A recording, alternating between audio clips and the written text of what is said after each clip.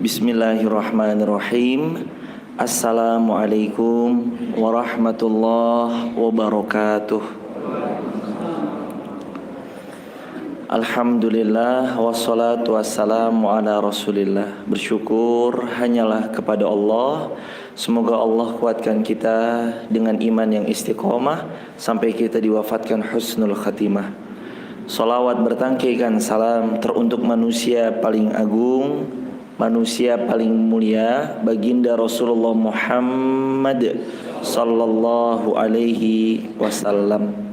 Allah telah berfirman hadirin dalam Al-Quran surah nomor 9. Surah yang ke-9 itu surah Bara'ah atau surah At-Taubah. Ayatnya ayat 128. Quran surah 9 At-Taubah ayat 128 dengan firman Allah yang berbunyi, A'udzubillahi minasyaitonirrajim. Bismillahirrahmanirrahim. Laqad ja'akum rasulun min anfusikum azizun 'alaihi ma 'anittum harisun 'alaikum bil mu'minina raufur rahim.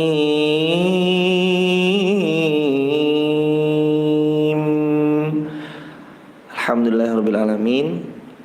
Di ayat tadi itu jadi pengantar jemaah pada bab ke-22 dalam kitab Tauhid yang temanya adalah tentang upaya Rasulullah sallallahu alaihi wasallam dalam menjaga kesyirikan masyarakat Makkah, masyarakat Madinah dan semua orang yang sudah beriman kepadanya. Nanti kita lihat ya upayanya apa aja. Tapi di antara ayatnya salah satunya adalah Quran surah 9 At-Taubah ayat 128. Laqad ja'akum rasulun min anfusikum. Telah datang seorang rasul min dari anfusikum dari diri kalian sendiri. Berkata ulama tafsir di antaranya Al-Imam At-Tabari, Al-Imam Al-Qurtubi, Al-Imam Ibnu Katsir, juga Al-Imam Jalaluddin Asyuyuti di antara kitabnya beliau kitab Tafsir Jalalain. Ada yang mengatakan maksud min anfusikum ada 3. Kenapa kok dibilang Rasul itu dari kalangan kalian? Ternyata ulama tafsir bilang yang pertama maksudnya Rasul dari suku kalian. Suku apa Rasulullah? Suku Quraisy. Atau ulama tafsir yang kedua bilang Rasul diutus dari keturunan Nabi kalian. Nabi siapa yang dikenal oleh masyarakat Makkah? Nabi Ibrahim alaihissalam. Atau yang ketiga, pendapat ulama yang ketiga, Rasul diutus dari anfusikum, maknanya adalah dari sesama jenis kalian, sama-sama manusia. Rasul bukan diutus dari jenis malaikat karena kita pasti nggak bisa mengikuti Rasulullah, tapi Rasul diutus dalam jenis manusia supaya kita gampang meneladani Rasulullah sallallahu alaihi wasallam. Ayat selanjutnya jemaah, azizun alaihi ma anittum. Ketahuilah, azizun sangatlah berat, alaihi ma anittum yang Rasul pikul di pundak beliau. Mananya apa? Rasul tuh berat hidupnya jemaah. Dalam kacamata kalau orang biasa memandang hidupnya Rasul tuh berat. Bayangkan antum melihat kehidupan seseorang dengan gambaran kayak gini. Seorang istri baru hamil, suaminya meninggal dunia. Anaknya lahir, kemudian tumbuh beberapa bulan, kemudian masih menyusui. Di umur 2 tahun ibunya pun meninggal dunia. Siapa yang mengasuhnya? Yang mengasuhnya adalah kakeknya, Abdul Muttalib. Kakeknya lagi senang-senangnya mengasuh cucu. Ketika cucunya sudah mulai beranjak remaja, more or less, atau mulai beranjak menjadi anak-anak kecil, more or less umur 6 tahun atau 7 tahun, kakeknya Abdul Muttalib meninggal dunia. Diampu sama pamannya, bapaknya Ali, namanya Abu Talib. Abu Talib ngajarin Muhammad ini dagang ya, Muhammad ini bisnis ya, Muhammad ini kulaan di Syam. Dari Mekah ke Syam 1500-an kilometer. Kalau naik kuda atau kalau naik unta 30 sampai 60-an hari. Kalau naik kuda mungkin lebih cepat daripada itu. Hadirin, begitu pamannya lagi selalu membelanya, pamannya lagi selalu memberikan yang terbaik untuknya, Nabi Muhammad tumbuh di atas bimbingan pamannya. Datang orang-orang Quraisy menyematkan satu gelar yang terkenal, namanya gelar Al-Amin. Jadi kalau Nabi Muhammad tuh dapat gelar Al-Amin kapan sih? Sebelum diangkat jadi Nabi dan Rasul. Tapi pas umur 40 tahun Nabi Muhammad justru dibilang pendusta, pemecah belah, tukang sihir, karena diangkat jadi Nabi. Dulunya dapat gelar Al-Amin. Setelah diangkat jadi Nabi, Nabi Muhammad sallallahu alaihi wasallam didustakan. Padahal itu orang terpercaya di kota Mekah. 40 tahun Allah memberikan waktu yang panjang untuk mendidik Nabi Muhammad supaya siap dan pantas menjadi Nabi dan Rasul. Coba bayangkan jemaah, kehidupan seperti apa yang beliau alami. Dari kecilnya sudah biasa menggembala dombanya milik orang lain guna untuk mendapatkan upah. Hidupnya berat. Itulah Rasulullah sallallahu alaihi wasallam. Dari pengalaman hidup sudah berat, belum dari letak geografis. Letak geografisnya Mekah Madinah gak sama letak geografisnya Wonosobo, Banjarnegara, Purbalingga, Purwokerto, Jakarta, Jawa Timur, gak sama. Bapak Ibu ke Garung. Ketika Bapak Ibu naik dari pom bensin Kerasak mau ke Garung, Bapak Ibu akan disuguhi pemandangan kanan kiri hijauan. Kanan kiri hijau semuanya. Udaranya sejuk luar biasa. 13 derajatnya Garung sama 13 derajatnya Madinah beda. 13 derajatnya Garung gak membuat bibir pecah-pecah karena udaranya lembabnya terjaga. 13 derajatnya Madinah membuat bibir antum pecah-pecah karena udaranya kering, kerontang, gersang jemaah. 13 derajatnya Garung antum pakai jaket hangat. 13 derajatnya Madinah antum pakai jaket, dinginnya tetap menembus sampai ke tulang-tulang. Apalagi buat laki-laki, dia nggak pakai tutup telinga, akhirnya angin kedinginan Madinah menusuk ke telinganya, set, dinginnya luar biasa. Beda jemaah. Jangan dikira medannya Rasul tuh gampang. Antum berjalan keluar sana, jalan setapak sudah konblok, kalau tidak aspal, kalau tidak di semen, di pelur. Kalau kita lihat di Madinah Mekah, apa yang terjadi? Madinah Mekah mayoritas padang pasir, gurun Sahara, bebatuan. Padang pasir, gurun Sahara, bebatuan. Padang pasir, gurun Sahara, bebatuan. Ibu, bapak, lebih berat berjalan di atas tanah atau di atas padang pasir?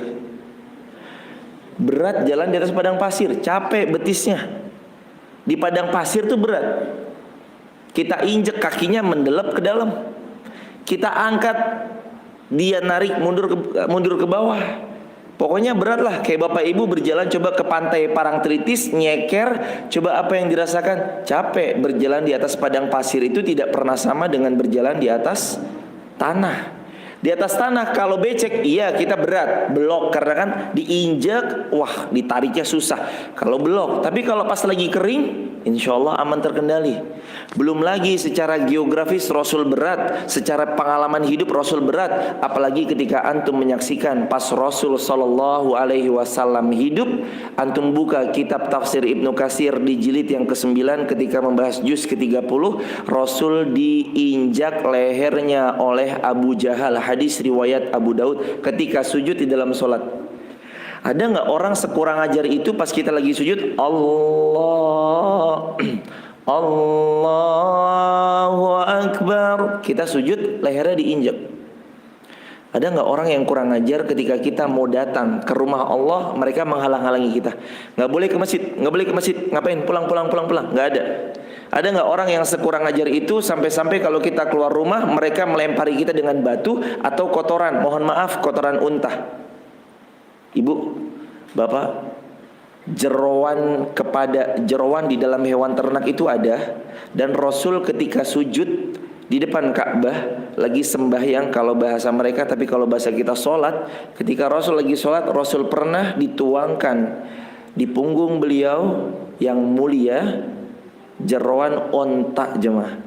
Jeroan onta loh, jemaah. Jeroan sapi bau, sering kita cium baunya ketika Idul Adha, pas dibersihin dikali baunya luar biasa. Jeroan onta dilemparkan ke punggung Nabi yang sedang sujud, dan Nabi setelah selesai tetap tersenyum. Mental loh, jemaah. Mental. Orang kalau nggak kuat mental bisa give up, bisa nyerah dia. Rasul hijrah dalam keadaan apa? Rasul hijrah dalam keadaan pembesar Quraisy bilang, siapa yang bisa bawa kepalanya Muhammad, saya kasih unta 100 ekor. Kalau bahasa sekarang, ibu diwanted sama orang. Siapa yang bisa membawa kepalanya ibu fulanah atau bapak fulan, saya kasih mobil 100 unit. Rasul diancam, jemaah. Mentalnya berusaha dijatuhkan. Kehormatan dirinya sudah dicabik-cabik oleh mereka yang benci sama Rasulullah. Medan geografisnya medan berat, gurun pasir bebatuan, padang pasir bebatuan, padang pasir bebatuan, dan gersang.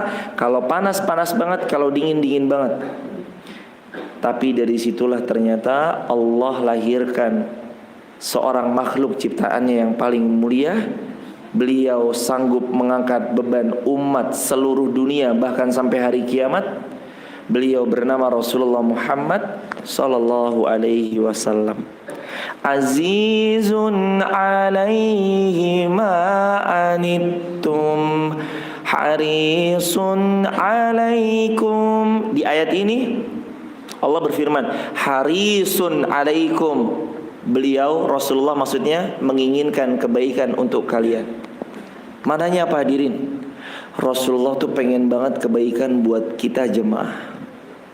Pernah seorang sahabat pengen kembali kepada perbuatan zinanya, atau lebih tepatnya mohon maaf, laki-laki anak muda pengen berbuat zina.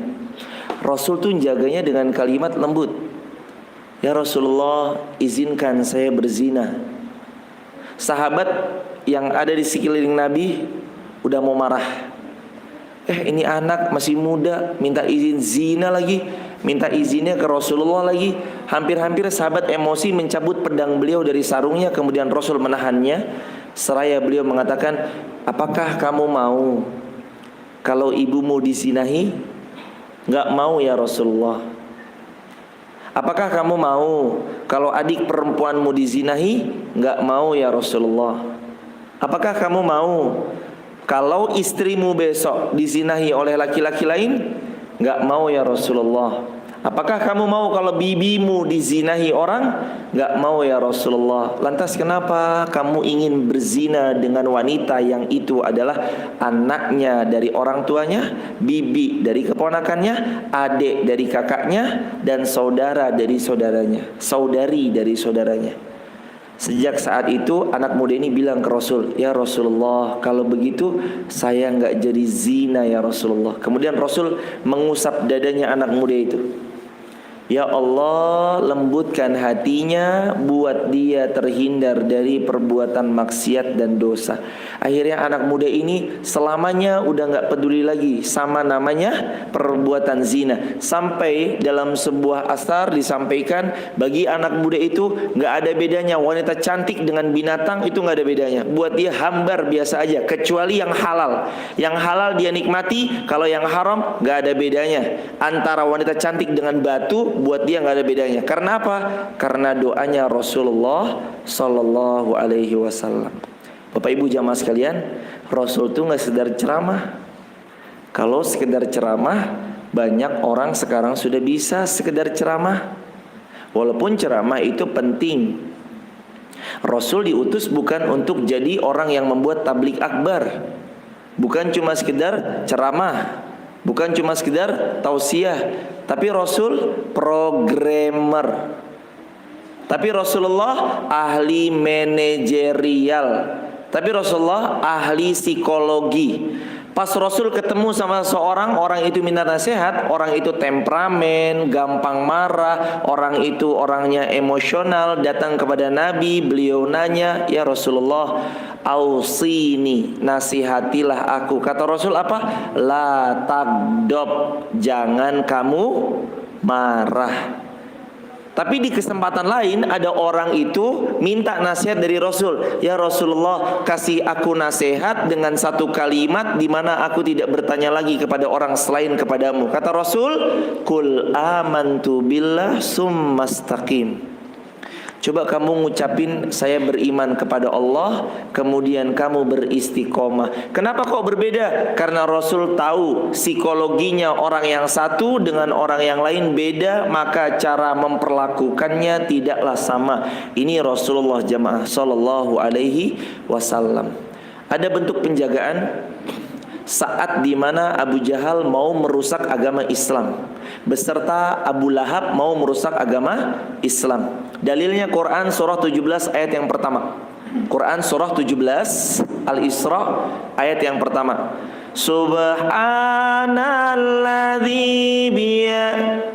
Subhanalladzi asra bi'abdihi laylam minal masjidil haram ilal masjidil aqsa barakna haulah. Quran surah Al-Isra ayat yang pertama. Maha suci Allah yang memperjalankan hambanya Muhammad dari Masjidil Haram Makkah Al-Mukarramah menuju Masjidil Aqsa yang ada di Palestina. Ibu bapak jamaah sekalian, dulu tuh nggak ada pesawat. Dulu adanya onta, keledai, kuda. Perjalanan ke Masjid Aqsa more or less 2 bulan. Dari Mekah ke Masjid Aqsa kurang lebih sekitar 40 sampai 60 hari atau 2 bulan. Rasul nempuh jamaah cuma dalam waktu 1 malam, itu pun PP, pulang pergi. Cerita ini diceritakan dalam kitab Tafsir Ibnu Katsir ketika membahas ayat Quran surah Al-Isra tentang perjalanan Isra Mi'raj. Rasul naik ke langit setelah sampai dari Masjidil Haram ke Masjid Aqsa. Di Masjid Aqsa Rasulullah SAW ketemu sama banyak para nabi. Rasul mengimami sholat 2 rakaat. Beliau disuruh naik ke langit pertama, ketemu seorang nabi. Naik lagi langit kedua, ketemu nabi lagi. Naik lagi langit ketiga, ketemu nabi lagi. Sampai naik ke 4, 5, 6. Di langit ke-6, naik lagi langit ke-7, ketemu seorang nabi, namanya Nabi Musa alaihi salam. Di langit ke-7, Rasulullah SAW suruh naik ke Sidratul Muntaha, ketemu Allah Jalla Jalaluh. Kemudian Rasul dapat perintah untuk sholat 5 waktu jemaah. Mohon maaf, untuk dapat sholat 50 waktu. Rasul turun membawa perintah sholat 50 waktu dalam 1 hari 1 malam. Kata Nabi Musa, "Wahai Muhammad, mintalah kemurahan dari Tuhanmu Allah agar Allah meringankan tidak 50 rakaat. Karena kaumku Bani Israel lebih kuat dari kaummu, tapi kaumku tidak kuat 50 rakaat 1 hari 1 malam." Nabi naik lagi. Akhirnya Nabi nego sama Allah. Dari 50 menjadi 45, 40, 35, 30. Lahirlah 5 rakaat. Kemudian Nabi turun, "Wahai Muhammad, apa yang Allah perintahkan padamu?" Allah perintahkan padaku untuk menunaikan sholat sehari semalam 5 rakaat. Kata Musa, 5 rakaat itu masih banyak, memberatkan umatmu. Mintalah pada Allah agar Allah ringankan perintah sholatnya kepadamu. Kata Nabi Muhammad, "Wahai Musa, sesungguhnya aku malu tahu kalau aku harus menawar kepada Allah. Akhirnya Rasul turun ke bawah sampai ke Masjidil Aqsa. Dari Masjidil Aqsa Rasul pulang lagi ke Mekkah Mukarramah, ke Masjid Haram, naik kendaraan namanya Buraq. Kendaraannya namanya Buraq. Buraq itu dalam sebuah hadis disebutkan bentuknya seperti kuda tapi bersayap. Sejauh mata memandang dia sudah sampai di sana. Bapak Ibu, kalau sekarang Bapak Ibu bisa melihat ujungnya puncak Sindoro. Kalau naik Buraq detik itu juga langsung sampai ujung puncak Sindoro. Dari puncak Sindoro Ibu Bapak bisa melihat Gunung Merbabu di Yogyakarta, Gunung Merapi di Yogyakarta, detik itu juga sampai ke Jogja. Itulah istilahnya kendaraan Rasulullah ketika Isra Mi'raj, namanya Buraq. Pas perjalanan pulang dari Masjid Aqsa ke Masjidil Haram, di atas Rasul itu ngelihat, Pak Ibu, Rasulullah ngelihat dari atas ada rombongan Quraisy Makkah lagi dagang mau pulang. Kafilah dagangnya Quraisy Mekah mau pulang ke Mekah. Tapi di tengah perjalanan dari atas naik Buraq, Rasul ngelihat mereka lagi kehilangan ontanya, mereka lagi nyari-nyari ontanya. Dari atas langit Rasul bersabda, onta kalian ada di sana, cari ke arah sana. Akhirnya orang itu heran, siapa yang ngomong, siapa yang ngomong, siapa yang ngomong. Akhirnya mereka nyari onta ke arah sesuai petunjuk Rasulullah. Rasul sampai duluan ke Mekah, kira-kira 1 bulan lebih dulu dibanding orang-orang yang naik onta. Sesampainya di Mekah, keesokan harinya Rasul duduk termenung di depan Ka'bah. Diam aja, heran banget jemaah. Kok bisa ya, semalam saya naik Buraq cepatnya luar biasa, tahu-tahu dari Masjidil Haram sampai Masjidil Aqsa, kemudian terima perintah sholat 5 waktu. Habis itu saya diperintahkan untuk kembali lagi ke Makkah Al-Mukarramah, ke Masjidil Haram. Kata Rasulullah, begitu menakjubkan perjalanannya. Gak lama datang pembesar Quraisy merapat ke Nabi. Pas pembesar Quraisy merapat ke Nabi, di antaranya Abu Jahal. Abu Jahal bilang, Muhammad, kenapa bengong-bengong? Kata Rasulullah sallallahu alaihi wasallam, saya semalam habis dari Masjidil Aqsa. Kata Abu Jahal, apa yang kamu bilang? Saya semalam habis dari Masjidil Aqsa. Coba-coba ceritakan kepada kami apa yang kamu alami. Nabi Muhammad dengan polosnya cerita, Bapak Ibu jemaah sekalian. Nabi cerita, semalam saya dari Masjidil Haram diperjalankan ke Masjid Aqsa. Dalam perjalanan itu saya naik kendaraannya namanya Buraq, bentuknya seperti kuda tapi dia bersayap dengan sayap yang lebar. Sejauh mata memandang maka sampailah di tempat tersebut, dan saya hanya melakukan perjalanan Makkah Palestina, Palestina Makkah hanya dalam waktu 1 hari, hanya dalam waktu semalam saja. Enggak sehari semalam ya jemaah, tapi cuma semalam saja. Cuma semalam. Kata Abu Jahal, teruskan ceritamu, teruskan ceritamu, teruskan ceritamu. Aku bertemu para nabi. Aku naik ke langit pertama bertemu Nabi Fulan. Aku naik ke langit Nabi Fulan. Terus sampai ke langit ke-7. Aku disuruh naik lagi, terima perintah sholat. Terus diceritain jamaah sekalian. Kata Abu Jahal, saatnya agama Muhammad hancur. Kata Abu Jahal. Akhirnya Abu Jahal bilang, Muhammad, kalau aku kumpulkan orang Makkah, semua aku kumpulkan, maukah kamu cerita sebagaimana tadi kamu ceritakan kepada kami? Kata Rasulullah, pasti saya ceritain dengan hal yang sama tadi aku ceritakan kepada engkau. Akhirnya akhirnya Abu Jahal naik ke Jabal Abi Qubais. Jabal Abi Qubais itu sekarang sudah nggak ada. Di Makkah tuh udah nggak ada.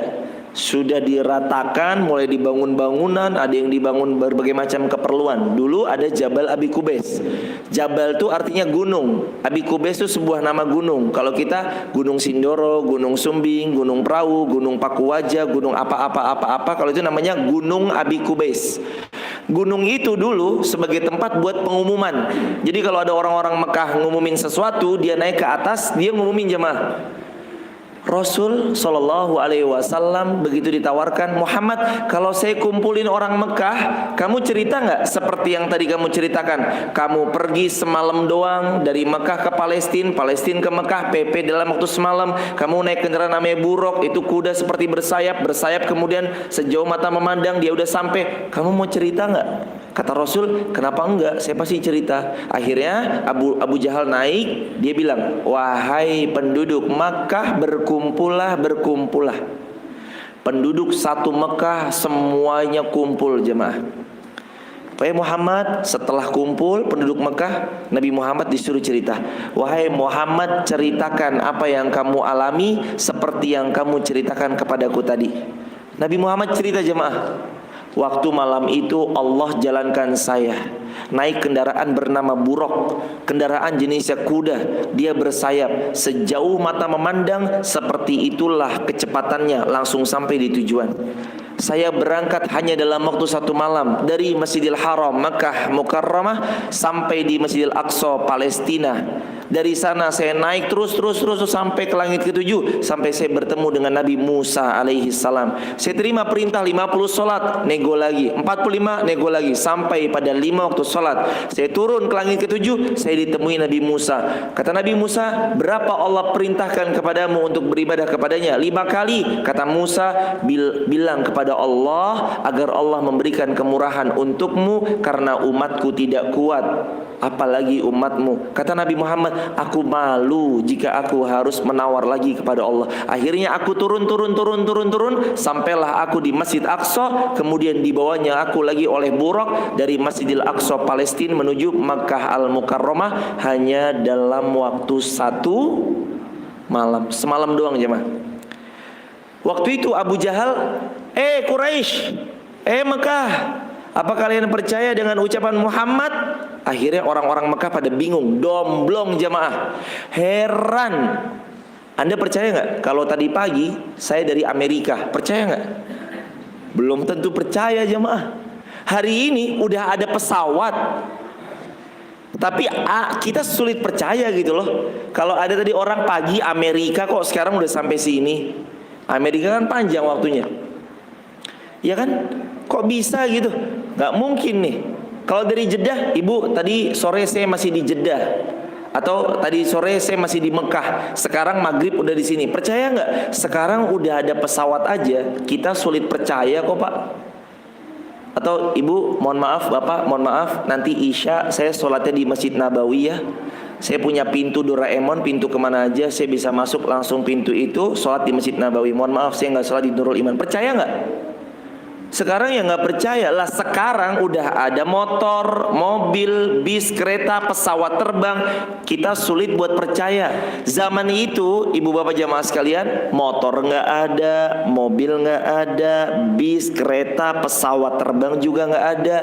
Coba mikir sedikit jamaah yuk, gimana sahabat bisa percaya sama Nabi ketika itu. Akhirnya sahabat yang tadinya beriman ragu-ragu imannya kepada Nabi. Ini Nabi Muhammad bener gak ya? Apa sakit kali ya? Nabi Muhammad gila kali. Nabi Muhammad mengada-ngada dengan ceritanya. Orang Mekah ke Palestina 60 hari 2 bulan sekali jalan, PP 4 bulan. Kok dia bilang cuma semalam aja? Ini Muhammad tidak benar. Mulai ragu-ragu. Yang kufur makin kufur, yang ragu-ragu, yang sudah beriman jadi ragu-ragu jemaah. Akhirnya Abu Jahal bilang, wahai Quraisy, ada satu orang lagi di antara kalian. Kalau aku bisa menghadirkan orang itu di hadapan kalian, niscaya kemudian orang itu ragu-ragu, niscaya hancurlah agama Muhammad. Ternyata Abu Jahal, Abu Lahab beserta pembesar Quraisy yang lain menghampiri seorang sahabat namanya Abu Bakar As-Siddiq. Abu Bakar didatengin, wahai Abu Bakar, kamu tahu nggak sahabatmu Muhammad tadi cerita mengada-ngada. Katanya dia baru saja pergi dari Mekah ke Palestina, Mekah hanya dalam waktu 1 malam. Coba tengokin itu, barangkali sahabatmu sakit, barangkali sahabatmu gak waras. Kata Abu Bakar, bagaimana Rasul bercerita kepada kalian? Abu Jahal sama Abu Lahab ngulangin ceritanya yang Rasul ceritakan sama persis, nggak ditambah-tambahin, nggak dikurang-kurangin. Ceritanya katanya Muhammad tuh begini, persis plek, nggak dikurang-kurangin, nggak ditambah-tambahin. Akhirnya ketika segerombolan orang-orang Mekah berkumpul, Rasul di depan, udah deg-degan tuh. Yang iman jadi ragu-ragu, yang ragu-ragu jadi kufur, yang sudah kufur jadi tambah kekufurannya. Dari belakang jemaah Abu Bakar datang. Ya Rasulullah, orang-orang satu yang mengelilingi Abi Kubais, gunung Abi Kubais, nengok ke belakang semua. Siapa? Ngelihat kepada Abu Bakar. Ya Rasulullah, Abu Bakar mengulangi cerita yang diceritakan oleh Abu Jahal sama Abu Lahab. Ya Rasulullah, kata Abu Lahab dan Abu Jahal, engkau semalam baru saja pergi dari Mekah Masjidil Haram menuju Palestina Masjidil Aqsa pakai kendaraan namanya buraq, jenisnya seperti kuda, dia bersayap dengan sayap yang besar, sejauh mata memandang seperti itulah kecepatannya, sejauh mata memandang dia langsung sampai di tujuan. Terus cerita sambil jalan terus. Begitu Rasul di sini, Abu Bakar sampai di sini, selesai semua ceritanya dari A sampai Z. Terakhir Abu Bakar bilang, benarkah ya Rasulullah? Rasul jawab, benar ya Abu Bakar. Kalau begitu ya Rasulullah, lihat ibunda, imannya Abu Bakar As-Siddiq. Rasul cerita begitu loh jemaah. Imannya Abu Bakar langsung bilang, ya Rasulullah, kalau begitu Anda benar ya Rasulullah. Nggak disalahin. Abu Bakar tanpa ragu, Abu Bakar bilang, kalau begitu, benarkah ya Rasulullah? Benar wahai Abu Bakar. Kalau begitu, sodakta ya Rasulullah, Anda benar ya Rasulullah, dan Anda pasti benar ya Rasulullah. Akhirnya orang-orang yang beriman mulai ragu tadi, ragunya itu jadi iman lagi. Oh iya ya, Abu Bakar beriman kepada Rasul, Abu Bakar beriman kepada, wah jadi beriman banget jemaah. Akhirnya Abu Bakar bilang dengan satu kalimat yang antum patut mencatat dengan tinta emas. Kata Abu Bakar As-Siddiq, Abu Bakar cerita, wahai orang Quraisy, wahai penduduk Mekah, dari gunung ini aku sampaikan pada kalian, kalaulah kalian melihat sebuah tembok warnanya putih, Rasul bilang tembok itu hitam, aku pun melihat dengan mata kepalaku warna tembok itu putih, aku pasti akan mengatakan tembok itu hitam sebagaimana Rasul katakan tembok itu hitam, dan aku akan dustakan mataku sendiri. Allahu Akbar. Imannya Abu Bakar. Kalau Rasul bilang tembok itu hitam, Abu Bakar bilang tembok itu hitam, walaupun Abu Bakar lihat tembok itu putih. Dan ketahuilah, setiap apa yang Rasul sampaikan adalah wahyu dari Allah Jalla Jalaluhu. Wa ma yantiqu 'anil hawa in huwa illa wahyu yuha. Rasulullah setiap ucapan, perbuatan, tingkah laku, ketetapan, himmah, cita-cita, semuanya adalah dari wahyu dari Allah Subhanahu wa taala. Jamaah, setelah kejadian itu semakin banyak orang yang mengimani Rasulullah lewat ucapannya Abu Bakar dengan keimanan yang luar biasa. Ternyata cara Allah tunggangi Abu Jahal, Abu Lahab sebagai ngumpulin orang-orang Quraisy supaya mereka mendengar peristiwa yang mulia, peristiwa Isra Mi'raj. Ini Rasulullah jemaah. Rasul ngumpulin orang, apalagi orang kafir, itu nggak gampang.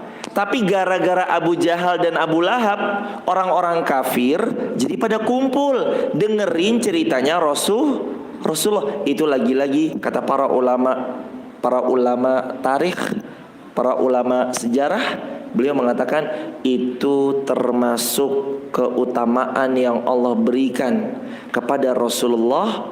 Allah buat orang-orang Quraisy ngumpulin orang-orang Mekah supaya semakin beriman kepada Rasulullah Muhammad sallallahu alaihi wasallam. Akhirnya jamaah, dari situ yang beriman makin iman.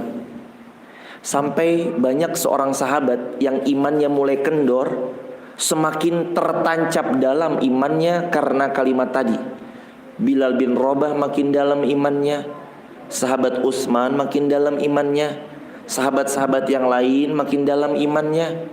Sampai-sampai jamaah, ada seorang budak Bilal bin Rabah waktu itu masih menjadi seorang budak.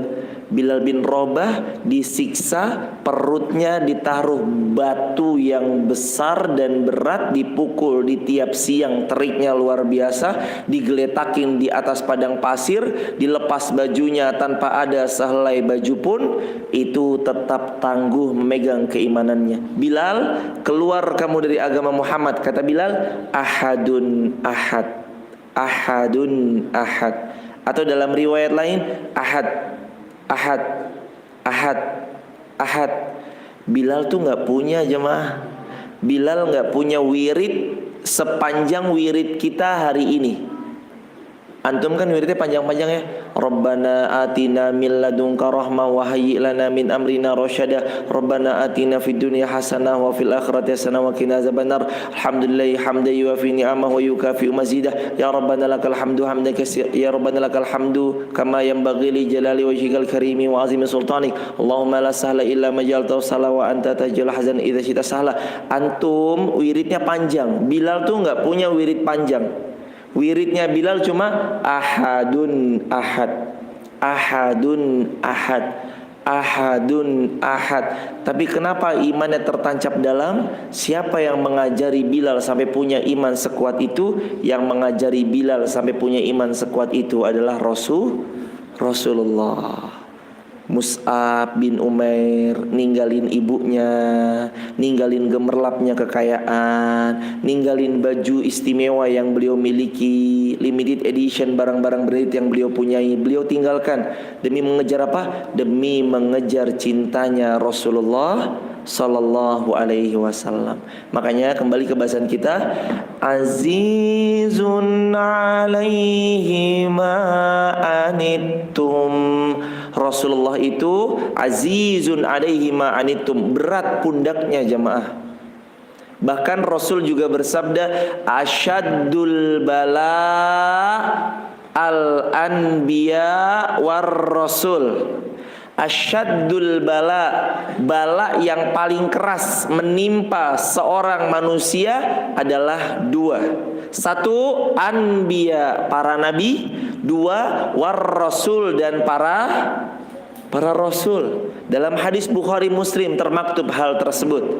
Kemudian siapa? Kemudian orang soleh. Kemudian orang soleh sesudahnya. Kemudian yang kadar imannya di bawah orang soleh yang tadi, dan begitu seterusnya. Nabi dan Rasul tuh ujiannya berat jamaah.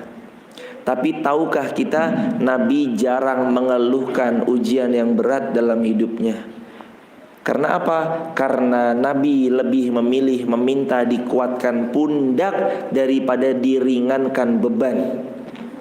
Ya Allah, ringankan bebanku. Nabi itu gak berdoa kayak gitu. Tapi yang Nabi minta pada Allah, duhai Allah, berikan aku kekuatan untuk memikul berapapun banyaknya beban.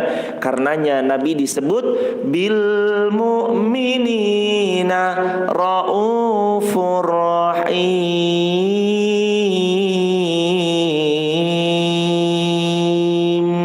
Bil mu'minina, kepada orang beriman, raufun. Nabi itu punya sifat ra'fah. Ra'fah itu lemah lembut. Bapak, Ibu, mohon izin dengan hormat, kalau Rasul saja punya sifat ra'fah, lemah lembut, harusnya umatnya Rasulullah juga punya sifat ra'fah, lemah lembut. Selepas beliau mengaji, harusnya beliau memiliki sifat ra'fah kepada saudara sesama muslim,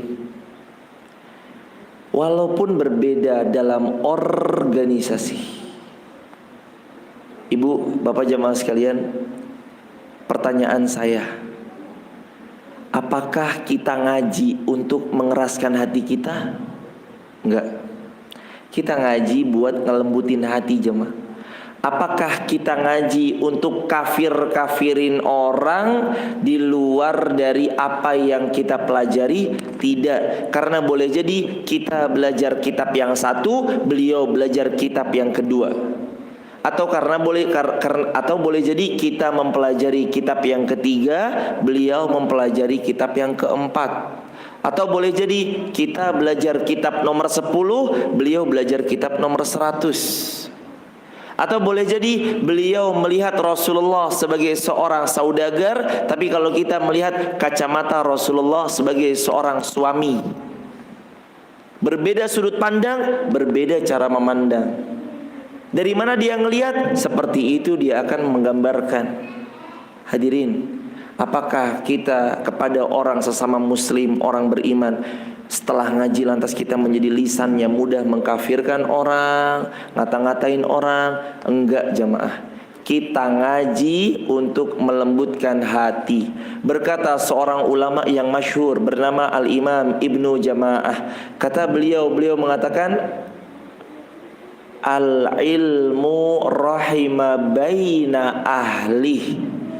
Ilmu itu harusnya membuat orang-orang yang telah berilmu semakin sayang satu sama lain. Apakah kita selepas pulang melihat orang yang gak ngaji di luar, kita katakan ini orang yang gak ngaji, oh orang-orang kafir semuanya? Gak boleh. Kalimat kafir kalau disematkan tuh gak segampang itu jamaah. Ada banyak konsep yang harus dipelajari sebelum nanti kita menyematkan kalimat kafir kepada pihak lain. Kata Nabi yang mulia di hadis riwayat Imam Bukhari, siapa yang mengatakan kafir kepada saudaranya, kata-kata kafir itu akan mencari ke langit. Kalau dia nggak ketemu di langit, dia kembali ke bumi. Kalau di bumi dia temui orang yang diucapkan nggak pantas dibilang kafir, maka kata-kata kafir itu kembali kepada orang yang mengucapkan. Maka Rasul punya dua sifat. Bil mu'minina raufur rahim. Sifat Rasul yang pertama raufun, beliau orangnya lemah lembut kepada orang beriman. Yang kedua rahimun, beliau orangnya suka memberi kasih sayang. Barakallahu fikum. Allahumma ja'alil hayata ziyadatan lana fi kulli khairin waj'alil mauta rahatan lana min kulli syarrin. Rabbana atina min ladunka rahmah wa hayyi lana min amrina rasyada. Rabbana atina fid dunya hasanah wa fil akhirati hasanah wa qina adzabannar. Walhamdulillahi rabbil alamin. Hadirin, subhanakallahumma bihamdika asyhadu an la ilaha illa anta astaghfiruka wa atubu ilaik. Salam untuk keluarga di rumah, semoga istiqomah sampai husnul khatimah. Wassalamualaikum warahmatullahi wabarakatuh.